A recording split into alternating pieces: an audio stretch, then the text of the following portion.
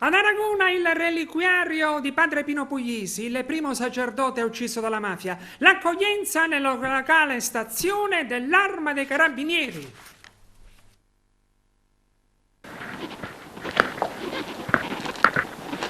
La reliquia del beato Giuseppe Puglisi, primo sacerdote vittima di mafia a Palermo, ucciso il giorno del suo compleanno, il 15 settembre del 1993, viene proposto all'attenzione della Chiesa, della società umana, come modello di vita cristiana, ma anche modello di impegno sociale.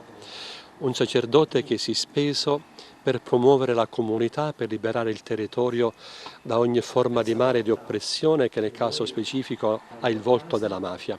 Quindi un uomo che si è speso in maniera coraggiosa, leale e corretta, che ha fatto bene il suo dovere. Uno che non cercava di essere il protagonista, non amava la visibilità, non cercava l'attenzione degli altri, ma con grande impegno lavorava proprio perché i ragazzi, i giovani, le varie realtà del territorio potessero essere più attente ai valori umani, ai valori cristiani che arricchiscono l'esistenza umana.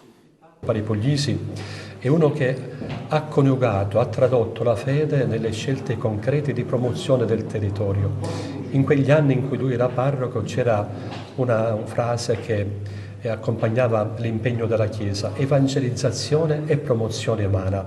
L'annuncio del Vangelo si deve necessariamente accompagnare alla promozione umana. Promozione umana significa promuovere l'uomo in tutte le sue dimensioni e naturalmente ciò comporta un impegno per eliminare tutte quelle cause che bloccano lo sviluppo e la crescita. La mafia è stata ed è una delle realtà che opprimono le persone, opprimono la società, e Pari Puglisi si impegnò a vivere in maniera meravigliosa questa dimensione di pastore che si dedica agli altri, si dona agli altri. Lui da sempre ha avuto un'attenzione particolare per i ragazzi, attività, iniziative, campi scuola, momenti formativi con le ragazze delle scuole, cioè fare in modo che il contatto con i ragazzi diventasse motivo di crescita.